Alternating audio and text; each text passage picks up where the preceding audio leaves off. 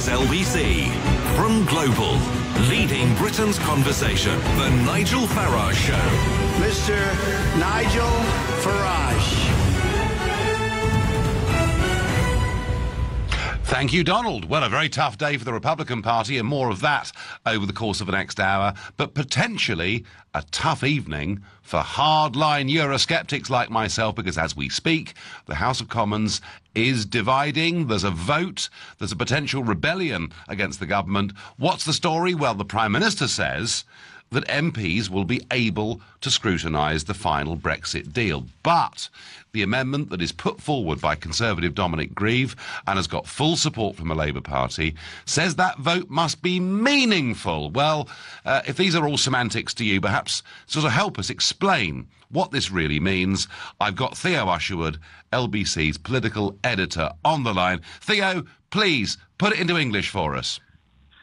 The basis of this vote tonight is that MPs want to have a say on the final deal when it comes back to the House of Commons and House of Lords. Of course, David Davis has said there will be primary legislation that actually counts, because, of course, David Davis has said previously that if MPs vote the bill down or they try and amend and change it, in effect, there isn't going to be enough time to get back to the European Commission to debate those changes that MPs have sought to include, and therefore Britain would simply leave with no deal on March the 29th, 2019. The other element to this is that as part of what's going to be debated in Parliament, a trade deal itself won't be included because, of course, there isn't going to be enough time to dot the I's and cross the T's, and so MPs want to make sure that when they do finally get a say on the vote, that it will be on the final vote, on the final trade deal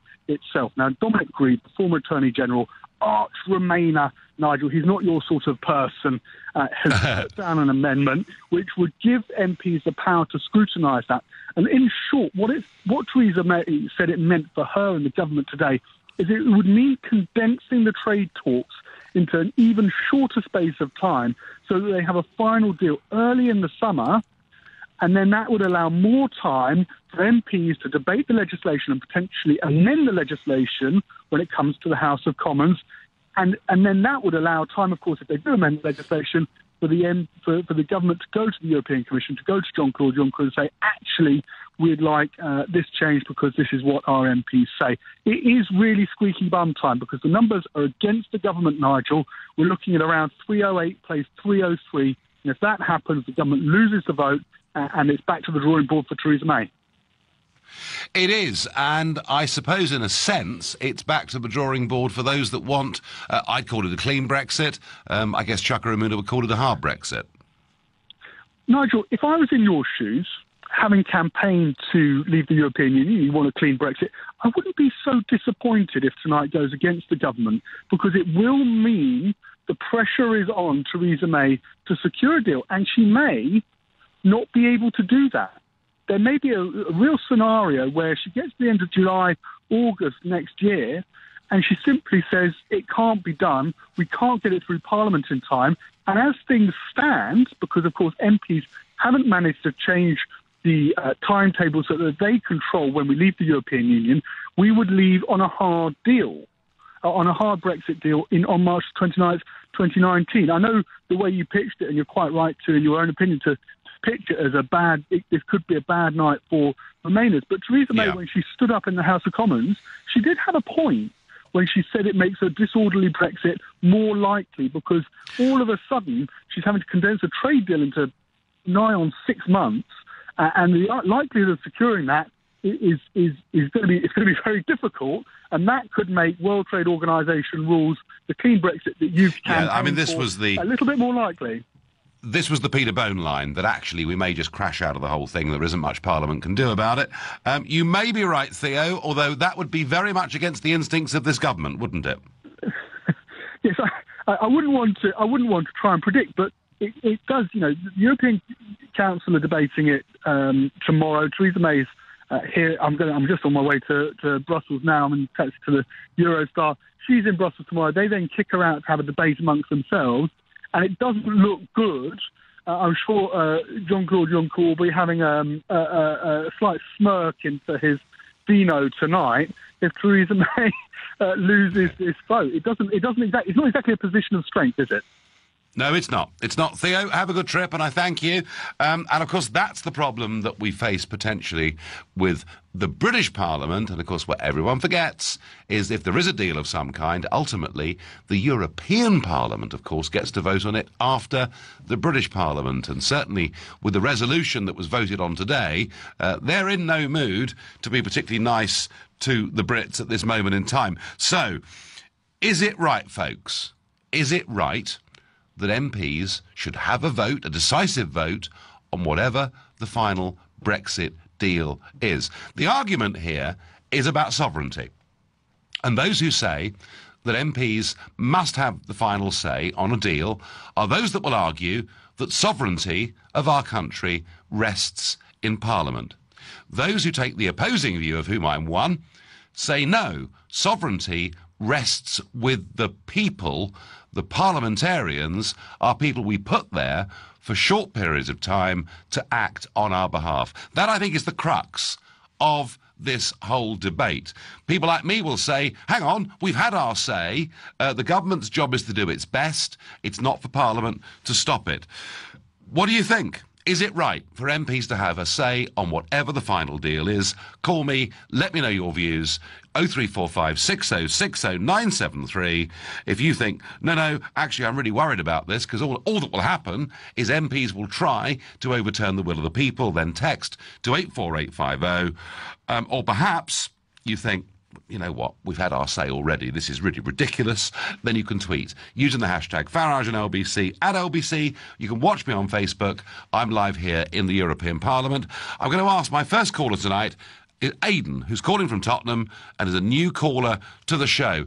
Aidan, how do you feel about this vote tonight? Hello, Nigel. I don't think the vote tonight matters. It's more of an internal thing, I think, in Parliament. I don't have much respect for a lot of the way the MPs behave. I was too young to vote in 1975 when Harold Wilson had a vote to remain in the European Union, and they voted to stay, and that was it. It was and we had to lump it. We then found out Ted Heath had misled everyone, and the ever-close union was always written into it. So we've suffered. Yeah. I didn't vote in the election last year, or in fact the general election this year, or the referendum vote last year either. I'm not on the electoral roll for other reasons. Nothing to do with criminality, but to do with protection of my family. So I have a view in that the default position is that we are leaving European Union the day before my 60th birthday on the 29th of March 2018. So I will celebrate... 18 or 19? 19. 2019, I apologise, in a year's time, a year and a bit's time. Yeah. So it could be the day before my 60th birthday, so I'm 58. So, okay. The default position is we have had a referendum that Parliament set up to leave the European Union. That should be the default position. We never had a referendum about whether there should be a deal or not. I'm very happy for the government to go and get a deal and to do whatever they want to do. And if Parliament wants to vote on that and then decide to go with that, and that's an open vote, I'm happy for that to happen, but once we've left. I think because we've been sold down the river a little bit, and I understand the pressures Theresa May's on and the mistakes she's made, she's trying to do the best thing for the country, although not in my view the way it's going. I think we ought to just leave the European Union, go back to them and say, right, we're happy to do a trade deal with you. They're going to be put under pressure by the Germans and the French and all the rest of them. Half of London is flooded by lots of Spanish and Italian people in my business that can't get jobs in those countries. There is no focus in the media here on how badly we all know about Greece, but there's nothing said about these other countries. It's all about how... Well, we may well see, Aidan, the Italian elections that'll take place in March, how the Italians are currently feeling. Aidan, let me ask you very quickly, do you get the sense that our political class would like to water down, delay, or even stop the Brexit vote of the people? Well, that's why a lot of them are behaving the way they are. Labour are doing the right thing from their perspective in not saying anything and letting everything go wrong around them. But the British people voted to leave, so that's it, we leave. The vote... Well, let's hope so, Aidan. Let's hope so. I thank you for your call. Nigel, how can it be fair for anti-Brexit MPs to vote against the people, says David? Well, that's pretty much how I feel about it, but, you know, they've been wanting to vote against the people for a very, very long time. I'm going to go to Glenn in Milton Keynes. Good evening, Glenn. Hello, mate. How are you doing? All right? I'm all right. I'm just frustrated, Glenn. I'm angry. I'm annoyed. You know, I haven't got great confidence in this government, but I've even got less confidence in our political class in Westminster. I think they are our servants, Glenn, not the other way round. Well, Nigel, I mean, I was one of the 17.5 million people that voted out, but This isn't the Brexit I wanted. Do you think it's time, now everybody knows how Brussels are bully boys, and the amount of things they want off us and we can't, is it have another referendum and put it to the people? We've got 8 years to go with them. We've got 3 million people, so they say, I reckon it's double that they can allow their families to come in and say, is this what you really want? Because that wasn't what I voted for. Our fishermen and all that are on their knees. You know, the building trade, the British builders are on their knees. This isn't what I voted for, Nigel. Do you think it's time for another referendum and say... Well, OK, Glenn, what would the second referendum be? Would it be a rerun of the first one? No, we'll just say that we're leaving Brexit, and we don't... You know yourself, all the lawyers have said we don't have to pay them a penny. We do not have to pay them a penny. Why are we snuggling up to them and saying we want to be in your club? I mean, you know, what sort of club for 40 years that only 4 people out of 28 pay the bar bill? I mean... So you think... Glenn, you think, then, that we may actually need a second referendum to really sort this out, yeah? Well, if it's going the way that I see it, you know, we're going to be in Europe for another 8 years. Glenn, I've got to leave you, Glenn. We're going to the House of Commons to get the result of this vote.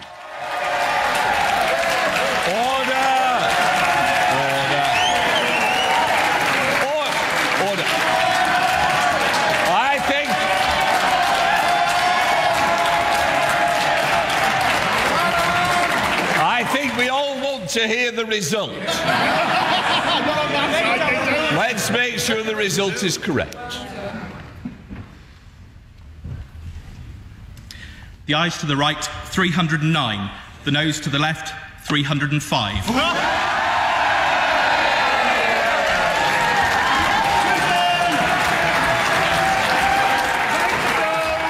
OK, so that was the vote on the amendment. Theo Usherwood, how do you read that? Yes, Nigel. So it's cracking on the line. Yeah, can you hear me? Right, we've got some problems there. So the amendment has passed by 309 votes to 305. Have you ever heard Parliament happier? Have you ever heard louder cheering in all your life? I haven't, because they think they've really struck a blow back tonight, not just against the government, but against the Brexit vote, which so many of them completely and utterly despise. So they have voted for Parliament to have an absolute say on whatever final deal Theresa May gets. The one possibility that Brexiteers might keep up their sleeve is that if there's no deal, we might just crash out. But I don't see our Prime Minister ever settling for that. So, yeah, you know, good day for Vince Cable, good day for Keir Starmer, good day for Ken Clarke and Dominic Grieve and Anna Soubry. But is it a good day for all of us? That really is the question. More analysis on this in a moment. For now, you're listening to the Nigel Farage Show exclusively on LBC. I'm live from Strasbourg, and it's 7:17. So the breaking news is the government has suffered its first defeat over the European Union withdrawal bill after MPs supported a Tory rebel amendment for a meaningful vote on any Brexit deal, and the result was 309 votes to 305, a majority of 4 in favour of the rebel amendment. My reaction to it is simply that my contempt for career politicians knows no bounds. They are utterly determined, hundreds of them, to do what they can to overturn the Brexit result. It's just as simple as that. I get on text, Nigel, when I ask myself why MPs have done this, I suddenly remember David Lammy. We can stop this madness. That answers any questions. And in many ways, it does. I wonder what Joseph in Sheffield makes of all of this. Good evening, Joseph. Good evening, Nigel. I'm absolutely fuming right now. I'm going mad right now. These are a group of undemocratic people trying to subvert the election, the referendum that happened last year, and I think they should be ashamed of themselves, really. Actually, Joseph, they're proud of themselves because they think people like you, Joseph, are pig ignorant and stupid. And how dare you vote against this political construction we've been part of for over 40 years. And they believe, Joseph, and they do believe that they know better than you what is good for our country. Yes, I would just say this to them. This has been missed out of the news. There's one guy in the parliament that said, Philip Davis, that if they should pass this vote through tonight, there will be a huge public backlash, the likes of which they've never seen before, and they should be ready for the consequences. And I say everybody to take note of what Mr. Philip Davis, who's representing somewhere in Yorkshire, Bradford, somewhere there. Shipley, yes, that's right. Yeah. No, well, Joseph, you know, I think he's right. And I've been saying for some time, don't underestimate the Brexit backlash. Don't underestimate the passion of people that voted against what all the mainstream parties said, what all the global leaders said, what many very important, not all, but many important elements of the media said. Joseph, I'm with you. There will be a backlash at some point. Joseph in Sheffield is fuming. Simon in Basingstoke, how do you feel? I think I'm beyond fuming, but I think that not only has Theresa May betrayed the British people, I also think she's betrayed her own party by allowing this to go ahead. How many of those 17.4 million voters are Tory voters? I will not vote for a Theresa May-led government, and I'm very doubtful whether I'll ever vote for a Tory government. Do you know, Simon, you're saying this. If you're a regular listener to this show, you will know that I've now been arguing for nearly 3 months that the longer Theresa May stays as Tory party leader and Prime Minister without her heart really in Brexit, the closer we get to a hardline socialist government with Corbyn and McDonnell. Because, Simon, I think there are millions of people like you out there who would be inclined to vote Conservative but won't if she's in charge. I think that's absolutely true. And I think that not only is what she's doing morally wrong, but I also think it's politically stupid.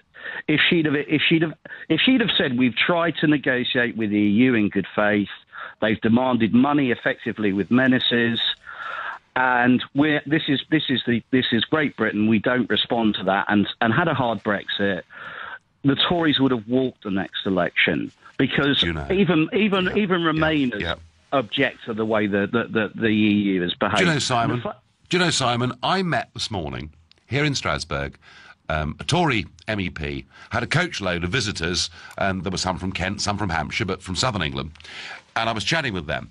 And I made the point to them, I said, if Mrs May really stuck to her guns, showed people she believed in Brexit, even if the government fell, she could win the next election by actually getting a lot of Labour leavers to vote for her if she showed that conviction. But it's just not going to happen, Simon, is it? It's not. And I think, again, this shows the tremendous lack of judgment that Theresa May has, and those that are advising her. But above all, this is putting at peril the whole idea of representative democracy. That only works, Nigel, if your representatives represent your views. Well, trust, Simon. Trust the word, isn't it? Trust is the word. I know people, I've met people who said to me, I've never voted in my life, but I went out to vote in that referendum because I thought I could make a difference. And people voted on both sides, believing this was something that really, really mattered. And if now, cynically, our career politicians do everything they can to overturn it, and goodness me, they've taken a step down that road tonight, then I think the result for Trust is seriously bad news. Simon, I thank you. So Simon is beyond fuming. David says, I'm so angry at this result. Theresa May should resign. Let's have another election.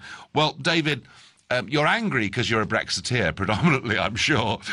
If we do have another election, right now, I would not discount Corbyn being the biggest party and being able to lead a coalition government that would do their utmost, if you believe what Keir Starmer says, to keep us in the single market and the customs union in perpetuity. So I could say to you, David, be careful what you wish for. Richard is calling me next from Whetstone. Richard, good evening. Good evening, Nigel. How are you? I'm well. So delighted. So you're delighted. You think Parliament's done the right thing, yeah? I do, because for two reasons, really. I think the Leave campaign missold Brexit to the British people. And oh, really? We don't need to go into reasons. Yeah. But there's no point pointing who's done what and etc. But so you don't think, Richard? Just very quickly, you don't think that the Yes side missold in 1975 the common market? No. I just think that if everyone knew that £350 million a week was not going to the NHS, that you guys might not have won the referendum. And had they said, no, go on, move on. Okay. And the second point is, but more importantly than being missold to, if or if not true, is the reality of Brexit. And the fact is, the EU are calling the shots. I remember watching you saying they need us. Well, the reality is, yeah, they do need us, but we need them more. And as people see the reality of what's happening, we're not being able to negotiate properly or well, and then we have inflation at 3.1% because our currency's gone down, etc., all as a result of Brexit. It's the only shot we have for our representatives in Parliament to fight for the Brexit that we need, which is a soft Brexit. We need a soft Brexit. If not, no Brexit. Well, Richard, the Sterling point, I mean, Sterling fell far more between 2010 and the referendum than it's fallen since. So that's a slightly separate issue. But if Brexit, all right, if Brexit means effectively staying in the single market, if Brexit means regulatory alignment with the rest of the European Union, if Brexit means the European Court of Justice having some say over citizens' rights, EU citizens' rights, for the next 8 years. And these are basically all the things that were agreed last Friday morning. Is it actually Brexit? Essentially not. It's remaining, if you like. Right. And so yeah. So Richard, would you accept that when people use the term soft Brexit, and by the way, that term, hard and soft Brexit, were never used in the referendum at all, that when people use the term soft Brexit, effectively what they mean is staying in the European Union, though not in name? Yes, Nigel, I think just how you described in those words, yes. And I think we have MPs for a reason. There shouldn't have been a referendum. But fine. Oh, no. Richard, I'm amazed they even give us elections, frankly. But look, thank you. And I think Richard there has just perfectly described, honestly and openly, what soft Brexit means. Soft Brexit means staying in virtually every single part of the European Union. We'll just leave the treaty. They'll say we've left, but in reality, we won't have done. You're listening to The Nigel Farage Show, exclusively on LBC, live from Strasbourg. It's 7:30 and... So the government has suffered its first defeat over the European Union withdrawal bill after MPs backed a Tory rebel amendment for a meaningful vote at the end of any process that delivers a Brexit deal. The result was 309 votes to 305, a majority of 4, and I don't think I've heard louder cheering in the House of Commons since we won the Falklands War. That's how happy many of our MPs were. Now, last night, you may have been a little bit surprised that I put emphasis on this show towards a special election, their form of a by-election, that took place in Alabama. I did so because I knew that it was a very big, important vote, and I was pretty unsure as to which way it would go. Remember, Alabama had been a Republican state for the last 25 years, but the Republican candidate, Roy Moore, was bedeviled with scandal, much of it going back 40 years, but a series of allegations that he behaved inappropriately with under age girls. And last night, we had with us on the show Wade Smith. He's the morning show host on News Talk 570 in Gadsden, Alabama, which is Moore's hometown. Wade, good afternoon. Good afternoon. Thanks for having me. No, well, I tell you why we're having you back. Not just because you're there in Gadsden, but you said something last night that was really, really interesting. You said that you yourself were a Republican voter, and yet you couldn't bring yourself to vote for Roy Moore, and you talked about the fact that the turnout was higher than people thought it was going to be, which you thought would play in the Democrats' favour. So, Wade Smith, you called it. I really did, and it was almost spot on when we looked at it after the fact. I said that if this was going to be Roy Moore's race, he needed turnout to be anywhere between 18 and 25%, which is what the Secretary of State for Alabama, John Merrill, said would be the turnout, and turnout was 40%. And with a number that large, it just went through the roof for Doug Jones. He was able to win the race by about 21,000 votes. And where everyone is focusing their attention, the number of write-in votes in this election was 23,000 votes. That could have put Roy Moore over the top, but this seems to be the crowd, like myself, who wrote in another candidate instead of voting for Republican Roy Moore. Yeah. No, well, Wade, as I say, you just felt you couldn't bring yourself to vote for Moore. And I guess, in a funny way, whilst this is a serious blow to the Republicans, a serious blow to Donald Trump, in some ways, they might have saved themselves a heap of trouble, though, mightn't they? They absolutely did, because they're going to have Doug Jones, who is the Democrat now sitting in the seat, for another 2 years until the next regular election, until the cycle runs out on this seat. This was Jeff Sessions' seat before he was appointed to the Attorney Generalship. And I do believe, with no Roy Moore in Washington, D.C., they're going to do better in these midterm elections. And it's going to be better for the state of Alabama because they're going to get a full-term Republican into that seat in 2020. Yeah, so it'll return to normal in 2020. And I think had Moore gone to Capitol Hill, there would have been endless inquiries, would there not, into whether he had or had not behaved inappropriately with a series of young women 40 years ago. There absolutely would have been. The ethics commissions would have been called on Roy Moore, and we would not have heard the end of this until he was probably removed from office. And then at that point, there would just had to have been an appointment, which it would have kept a Republican in the seat, but it would have made the Republican Party look worse, especially going on during the 2018 midterms and into the 2020 election, where Donald Trump is going to be up for re-election again. So in a sense, Wade Smith, as a Republican supporter, you're almost, I sense, slightly relieved that Democrat Doug Jones won last night. I'm very relieved, and that's from the sense that I didn't think Roy Moore was somebody that, as a resident of Alabama, as someone that was born here and grew up here, I didn't think he was somebody that needed to be in the seat. But in long-term thinking, as a Republican, as a conservative who wants to see this party be successful down the road, I think it was the best thing for the future of the party and not something that's going to derail any of the agenda down the road. Terrific. Well, Wade Smith, all I can say is thank you, not just for joining us last night and tonight, or at least tonight our time, but for getting it absolutely dead on with your call. It's been a real pleasure having you on the show. Well, ladies and gentlemen, you did hear that last night from Wade Smith, and boy, did he get that right.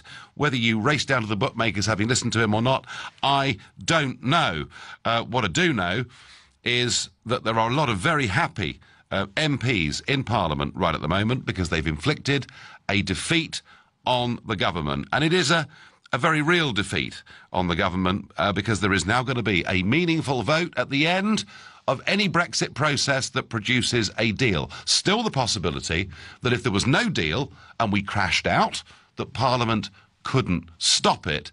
But I have to say, I don't, for everything I've ever seen in my life, think that Theresa May is the kind of Prime Minister that would accept no deal. I think she'd come crawling on her knees to Brussels for a deal of some kind. I'm going to Dorset to Peter, a new caller to this show. Good evening, Peter. Good evening, Nigel. It's a privilege. So, are you happy? Are you enraged? How do you feel? Well, let me first say I'm a very active Brexiteer. I led the Vote Leave campaign for the West Dorset constituency last year. Righty-ho. Yeah. So I'm fully on side with you. But on this vote, I don't think I'd be too gloomy if I were you. I'll tell you why. I don't trust Theresa May an inch. And I imagine you don't either. Not really, no. She's been giving a lot away. Alignment of regulations, 8 years of the Court of Justice, 40 or 50 billion pounds. Yep. And there could be more to come. She could carry on giving more away when she gets to talk about transitional arrangements and trade and all the rest of it. This vote could stop her. If the deal doesn't have to come back to Parliament for approval, she could do what on earth she liked, and there'd be nothing anybody could do about it. What, so the vote today in the House of Commons, Peter, but the vote tonight, Peter, in the House of Commons, is that the deal has to not just go back to Parliament, but that they can actually veto it. That's right. But supposing the deal that she negotiates with Brussels is a terribly bad deal from the Brexiteers' point of view, Parliament would veto that too. So it's a double-edged sword, I think, this one. I heard the cheers in the House of Commons. Yeah, amazing, wasn't it? Quite amazing. And I think the cheers from the Remainers might rebound on them in due course, because they might find that this vote can be used against them. Well, you may be right, Peter, but I would just say this to you, that what I've noticed since the referendum are two shifts that are going on. The first is a shift in public opinion.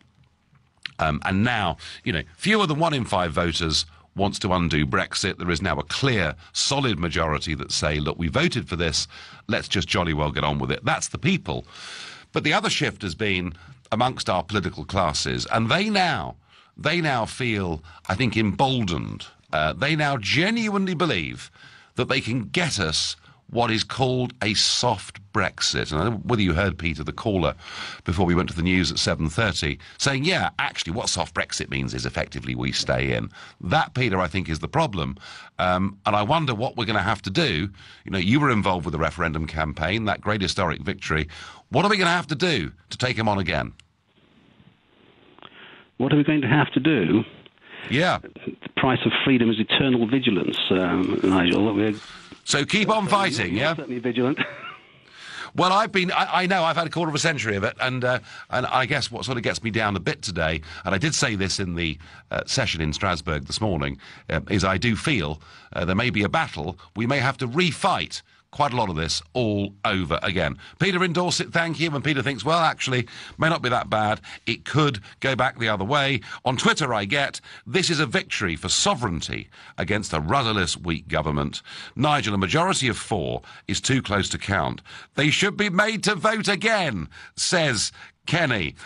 Understand that Brexit will be aborted. The trajectory is changing. Well, the trajectory amongst our political class may well be changing. I'm absolutely convinced the trajectory amongst ordinary voting public has actually, in fact, gone the other way. But that's where we are. You're listening to the Nigel Farage Show, exclusively on LBC, live from Strasbourg, and it's 7:45.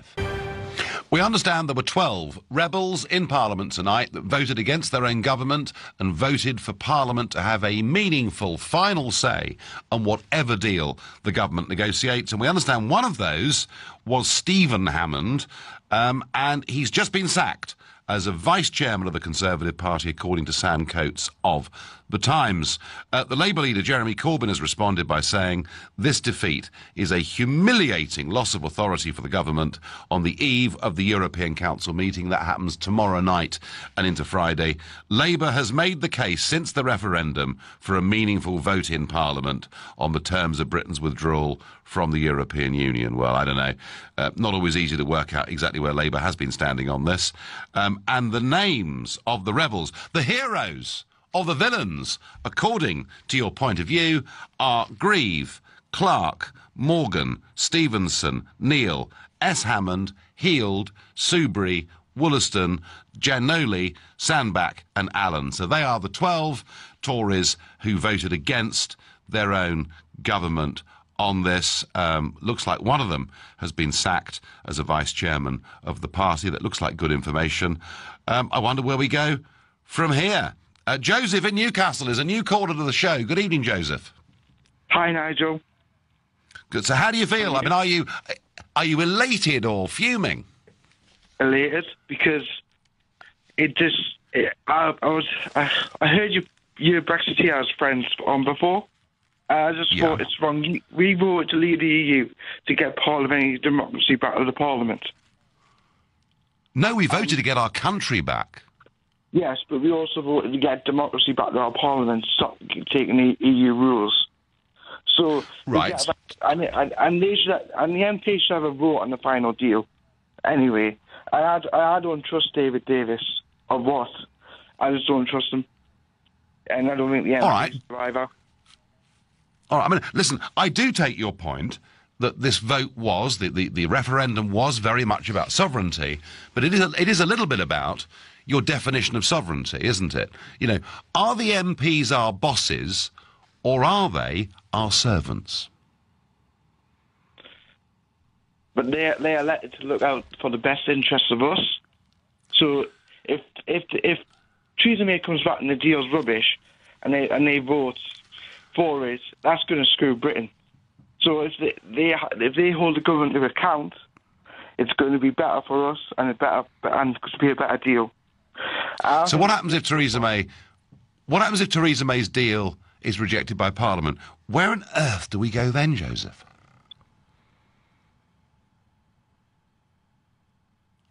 Difficult, isn't it? Lost him. He's gone. He's had enough. Peter in Wimbledon, what do you think this evening? Well, Nigel, you're probably not going to like... good evening, first of all. You're not going to like what I'm going to say, but the main reason this country is in such a mess is because millions of British people were fooled by crooks and conmen politicians like yourself. And I couldn't agree more, Peter. Back in 1975, the lies they told about the common market were unforgivable. They should have gone to the Tower, most of them. You can go back as far as you want in history, but we're talking about where we are now. What I'm trying to say to you, Nigel, is instead of you standing in front of that poster of Syrian refugees entering Germany, not the United Kingdom, you could have explained to the British public the implications of having an Irish border, for instance, or breakup of European or United Kingdom, or for instance, the biggest contributor to the treasury in this country is the financial sector. What would happen if our financial sector were to lose EU trading passports? You could have explained this to the British people. But would you know something, Peter? Having spent 20 years working in that industry, let me tell you, the reason London's a success isn't because it's a European trading centre. It's because it's a global trading centre. But, you know, Peter, you're trying to rerun the arguments of the referendum, and we're going to get nowhere with that because I haven't changed my mind on any of those things. What I want to ask you is, do you think it's the correct exercise of sovereignty for Parliament to want to have the final say on whatever deal Theresa May does? Well, as far as I remember, Nigel, and you probably know better than me because the career politician you are, we live in a parliamentary... No, thank you. I'm not having that. You can call me anything you like, but not that. Well, how many years you spent in European Parliament? You tried to be elected to be a member of Parliament in the United Kingdom. You failed, and now... Well, I stood repeatedly for Parliament as a duty. That's what we did in UKIP to try and forward the argument. Well, coming back to my point is, we live in a parliamentary democracy, and the job of parliamentarian is not to be our bosses or our servants, but to do what's best for the country. And they have the right to hold our government to account to what they're doing. Yep. And the final deal with the with the European Union is critical for the well-being of the whole people of this country. And if should we get a bad deal or no deal, MPs should have a right to protect those countries from jumping off the cliff. There is no good us aligning our standards to some countries based in Africa, Commonwealth, or somewhere else. All our standards and everything else is intertwined with European standards. And you should be explaining to the British public how long it's going to take for us to change our standards or interline with the other countries how long does it take for us to accept standards of other countries? No, Peter, I don't believe in harmonisation, homogenisation, even pasteurisation of all our laws and all our systems with other countries. I believe in competition. I believe in free markets. It's something, when I used to vote Conservative, the Conservative Party used to believe in. They used to believe in competition. Now they believe, apparently, in regulatory alignment. Peter, you've had your say. I understand the way you feel. You feel it very strongly. In fact, people on both sides tonight of this argument feel very, very strongly indeed. Are you not aware of the nature of MPs and how they are required to exercise their judgment to represent us? Yes, they are. They are lent that authority at each election. And they do make decisions for us as a representative democracy. The point about this referendum is that for once, that decision was subcontracted back to us, and I think they have a duty to respect it. And I feel what they've done tonight actually damages that. I wonder what Keith in Stoke Newington thinks. Good evening, Keith. Nigel, yes, good evening. I think we should do what Oliver Cromwell did and arrest all those 309 MPs, throw them away, simply on the grounds that they have taken away the power from the people to themselves. It's now become a dictatorship. And that's a violation of the coronation oath and Parliament's prime directive to protect the people's will. So constitutionally, this vote has to be set aside regardless. And I think it's a question of law, and that question should go to the courts to decide. And the other point I want to make is that when we were trading, the East India Company, English East India Company was trading with the Dutch East India Company, all the other East Indias, the French, the Spanish, and the Portuguese, they made a trading pact in 1650, similar to the common market. We agreed, you scratch my back, I'll scratch your back. And what happens? All the other East India trading companies walked over us. They destroyed us, and it ended up in war. And the reason is because the other European powers knew that we beat them on international trade completely, and they're terrified of us. And ever since, they wanted to control us and stop us, which is exactly what the EU is about. It's exactly what idiots are doing. I'm getting so angry about this. It's terrible. Keith, I've had fuming tonight. I've had beyond fuming. Describe your current mood. I'm fuming. I'm totally angry. I want to go down and arrest all these. I call them possible. I don't want to use the word, but crooks cross in my mind. But they're traitors. Wow. Things are possible traitors. Strong stuff. Thank you. My last caller tonight. I've only got 40 seconds for you. Adam in Canterbury. Good evening. Okay. Hi. Good evening. Could I just ask, are you in Brussels at the moment to pass vote on the stage one of negotiations in the Brexit deal? I'm in Strasbourg at the moment, where the European Parliament has been voting. But you're down to 30 seconds, Adam. Tell me what you think. Do you get a vote on the final Brexit deal as an MEP? Oh yes. MEPs could, at the end of this whole process, veto the whole thing because that's what's in the treaty. So therefore, why do you think it's not suitable for a British Member of Parliament to have a vote on the final deal? Because the British members of Parliament were given an instruction from the electorate in a referendum. They clearly don't respect that. Adam, I understand the argument that they are MPs, that we normally live in a representative democracy, but I think this is a different circumstance. I'm sorry, we have run out of time. Adam raises a huge point about the power that MEPs ultimately have over all of this, and he's right to do so, and I was going to talk about it tonight, but hey, that dramatic vote in the Commons has really overruled all of it. Folks, what is going on here is our political class are doing their absolute best to stop, delay, water down, reverse Brexit in any way they can. And what evidence do I have for that? Well, after that division, and when it was clear how the vote was going to go, this was the noise we heard in the House of Commons tonight.